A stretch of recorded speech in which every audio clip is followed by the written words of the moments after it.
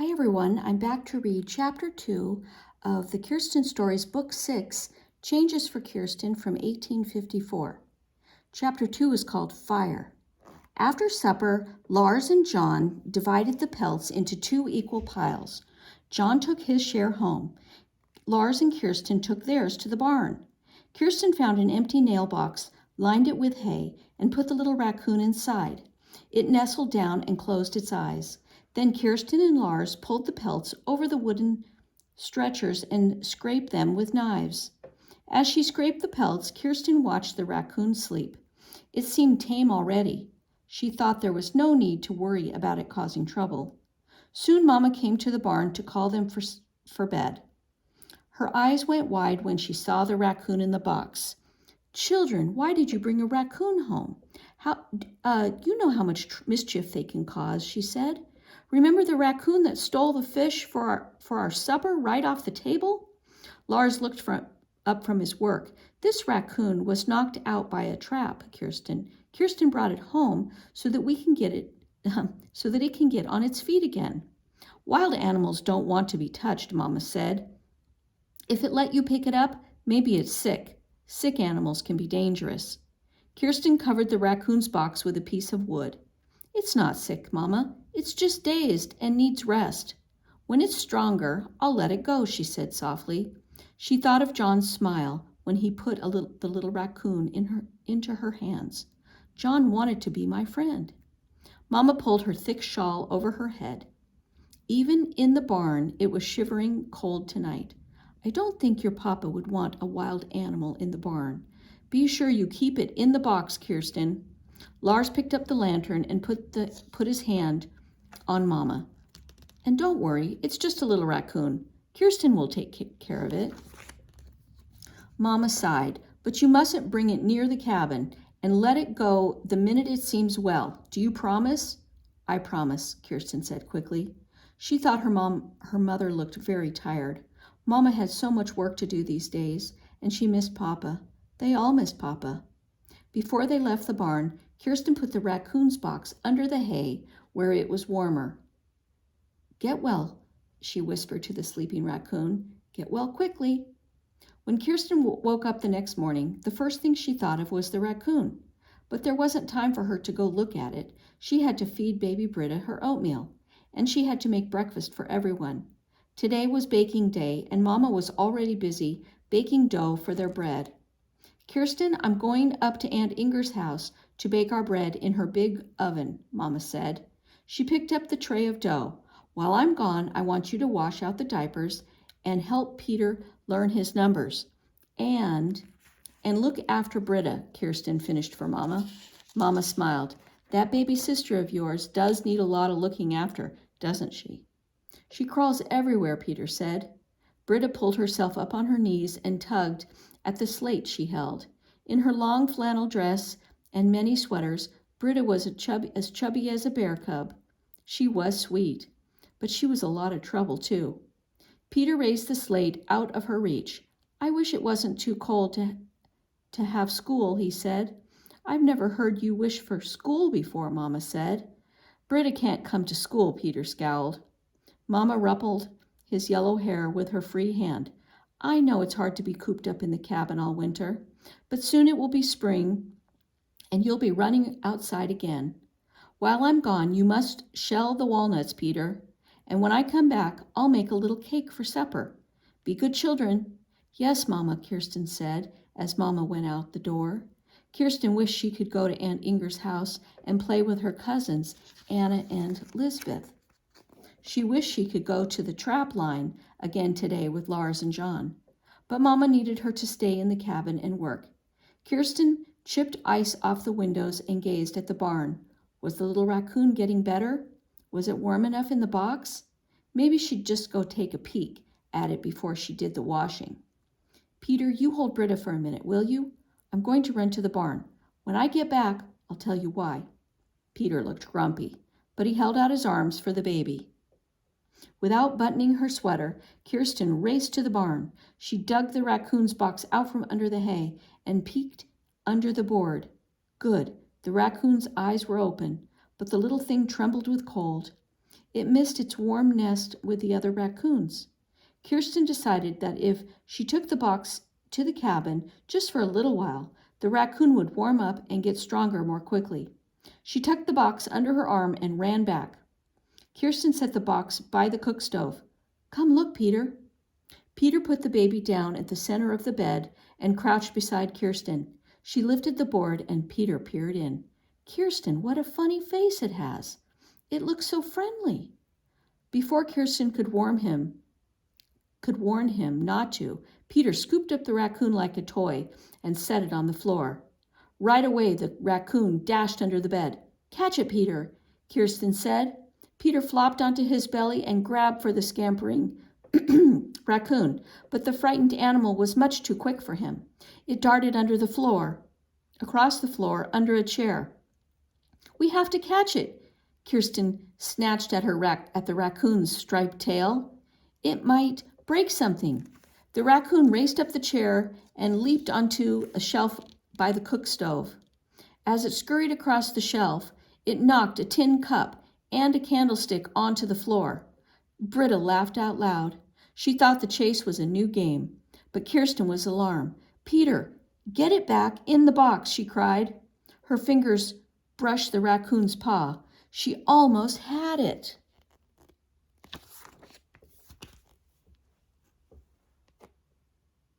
Kirsten knew the raccoon wanted to get out of the cabin and back to the woods. Maybe she should open the door and let it run free. But before she could get to the door, the raccoon jumped on top of the table. Peter reached with both hands, and the raccoon leaped and tipped over the oil lamp that sat on the table. The lamp crashed to the floor and broke, and flames shot up from the spilled oil and caught the tablecloth. Oh no, Kirsten cried. She jerked the burning cloth from the table and stamped on it. But now the spilled oil spread, and suddenly the oil was a trail of fire across the floor. How could she put out the fire? She dumped the wash water onto it, but that wasn't enough. The burning oil crept under the bed where Britta sat. Kirsten grabbed the baby and pushed her into Peter's arms. "Run to Aunt Inger's, Peter. Tell everyone to come help. Tell them to bring water." She opened the door and shoved Peter on his way. The raccoon darted out right after his heels. "Hurry, Peter, hurry," she called after him.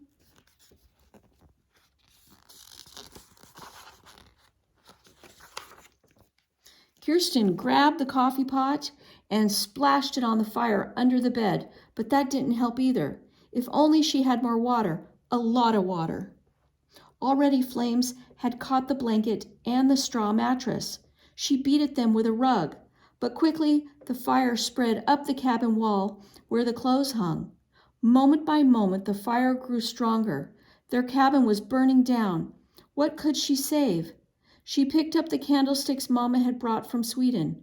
Would Mama want her candlesticks most of all? Maybe the rifle was more important, or the stew pot. There wasn't time to think. Kirsten's eyes caught the big blue trunk that had once held everything her family owned in America. The family Bible and their extra clothes were stored in the trunk. Surely it was the most important thing of all to save. She shoved the rifle and the candlesticks into the trunk and latched the lid. But the trunk was so heavy, Kirsten could hardly budge it. And now the flames were climbing into the rafters over her head. Somehow she dragged the trunk to the door.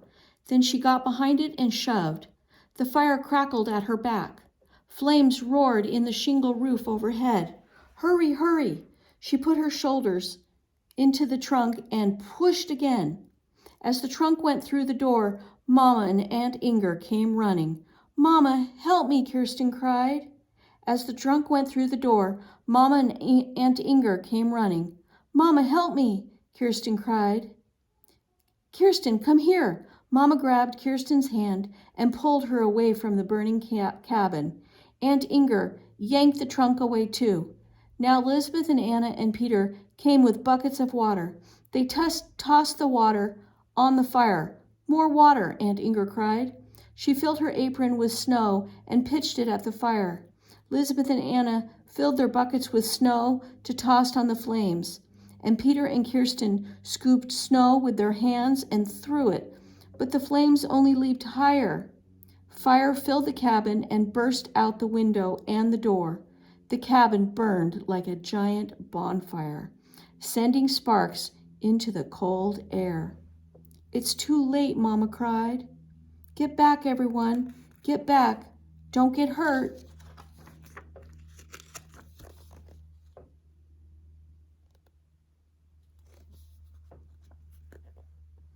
As they backed away, the cabin roof crashed down into the flames with a roar. All they could do was watch what was left of their home and went up in black smoke. Aunt Inger hugged Mama, and Mama hugged Kirsten and Peter, and Anna and Elizabeth hugged each other. Tears rolled down Mama's face. "We're all safe. That's the most important thing," she said softly. She pressed Peter and Kirsten against her. "You two are safe. The baby is safe, and Kirsten even saved our trunk. But what will we ever do now?"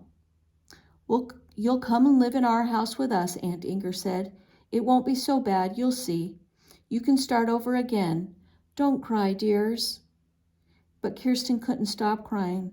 Their pillows were burning, and their blankets, and their sweaters, and even the diapers for Britta. Their spoons were burning, and their tin plates and mugs, and even the wash tub and the mixing bowls. All they had left in the world were their clothes on their backs and the things in the trunk. How could they possibly get along? How could they possibly start over? And what would Papa say when he heard that their home had burned to the ground? She buried her face in Mama's shawl and wept.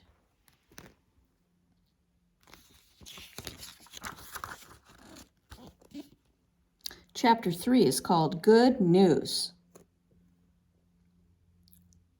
"I like it better with everyone living here. It's cozy," Anna said. She was setting out bowls for the potato soup Aunt Inger had made, "and it's much warmer with all four of us in our bed, isn't it, Lisbeth?" Lisbeth cut thick slices of bread to go with the soup. "It's warmer with Kirsten and Peter in our bed, but Peter kicks," she said.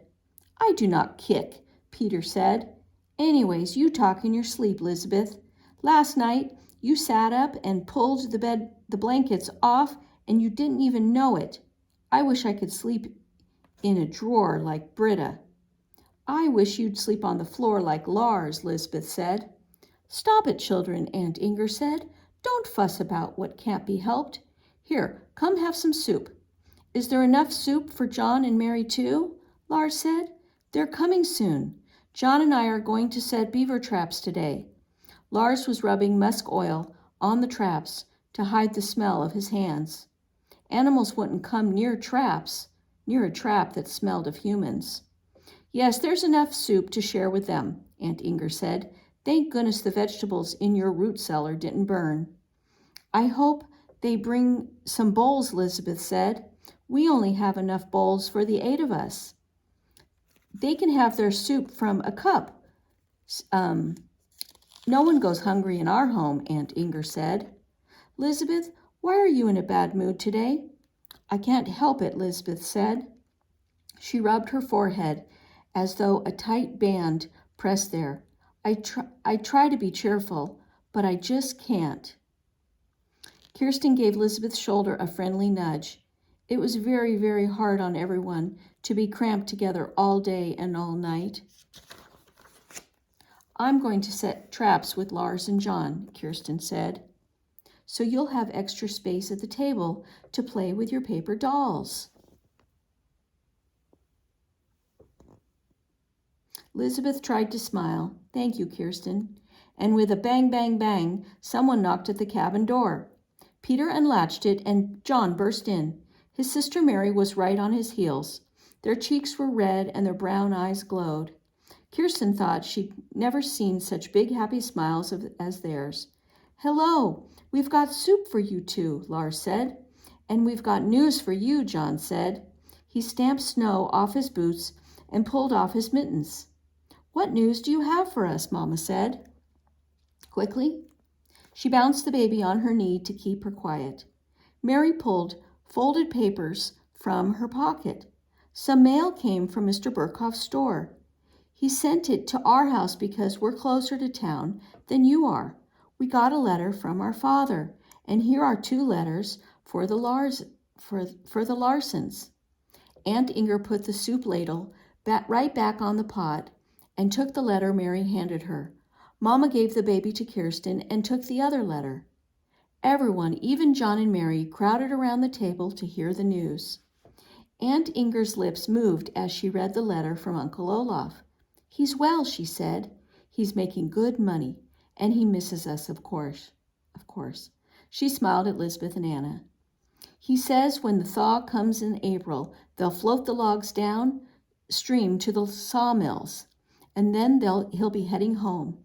Mama spread her letter on the table and bent over it. After she read a few lines to herself, she started reading out loud. The logging is going well. I hope to make $100 this winter. With that money and the money from your pelts, we can buy more land to farm. $100, that is good news, Lars cried. But Mama's eyes filled with tears. She covered Papa's letter with her hands. Papa hasn't gotten my letter yet. He doesn't know that our cabin burned down. The cabin burned down.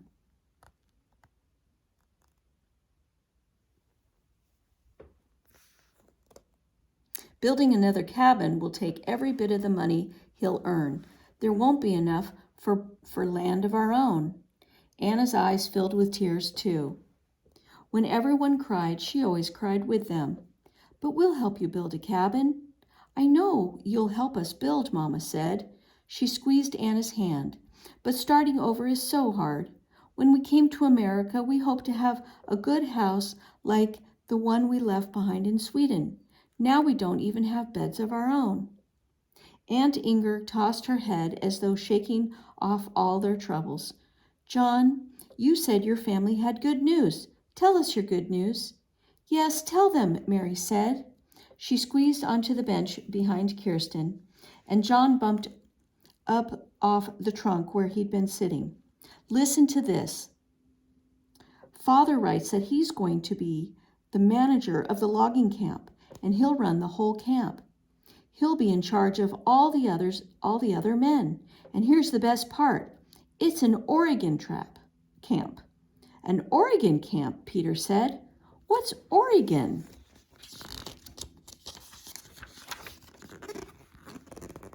Where is Oregon? Elizabeth corrected him. Oregon is a place. Oregon's a place far, far west, beyond the prairie and even the mountains. John was so excited that he slapped his leg as he spoke. There are big forests of redwood and spruce to cut in Oregon. It's fine logging country. How will your father travel all that way west to Oregon? Mama asked. In a covered wagon, on the Oregon Trail, John said. But it's not just Father who's going to go to Oregon. Our whole family will go west. We'll sell our house, and with the money we'll buy a wagon and oxen and everything we need. In the spring, when Father comes home, we'll join a wagon train and head west for Oregon. The Oregon Trail, Lars almost shouted. I'd give anything to be going with you. Kirsten wanted to be happy for John and Mary and their family, but her spirits sank low. Mary was one of her closest friends, and John was almost like another brother. And when they left for Oregon, she would miss them very, very much. Everything's always changing, Kirsten said softly. I like things to change, Lars said. I like things to be new. Me too, John said, and everything's new in Oregon.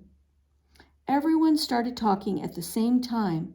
We'll miss you, and when will you leave? Are there schools in Oregon? Are there stores? Kirsten thought that everyone was excited and happy except her. She was half happy and half sad. She slipped her arm around Mary's waist. Mary, when you leave for Oregon, we might never see you again, Kirsten said. That was the sad part. We can write letters to each other, Mary said. Anyway, I'll see you again, Lars said confidently. I'll come out to Oregon as soon as I can." "We'll meet you out there," John said. "Maybe we can lead wagon trains together, Lars." Then Aunt Inger clanked the soup ladle against the pot to get attention. "The Stewarts' move to Oregon is good for them and good for you too," she said to Mama.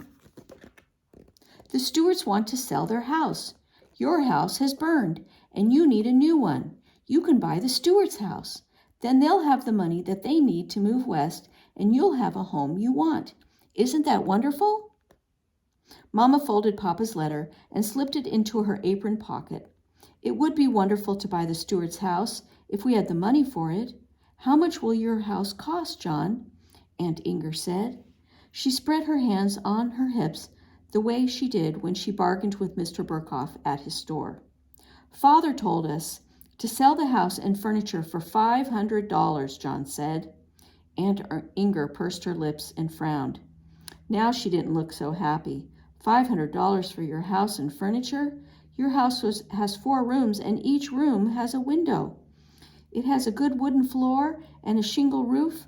$500 is a fair price, all right, but it is a lot of money." "Papa wrote he only had $100 cutting logs," Mama said softly. "But don't forget, we're going to sell the pelts from the trap line," Lars said. "Then maybe we'll have enough money to buy the house." "Even if you caught something in every trap every day, we still wouldn't have $500, Mama said. "It's better not to hope to buy a house like the Stewarts. It's better just to plan to build another little cabin like the one we had. That's all we can do." She sighed and took the baby back from Kirsten. Aunt Inger sighed too. "Come on, children, eat this good soup while it's hot. And you two, thank you for bringing us the letters. Let's hear some more about this place called Oregon." All right, and that is the end of our chapter. And next time we'll read chapter 4.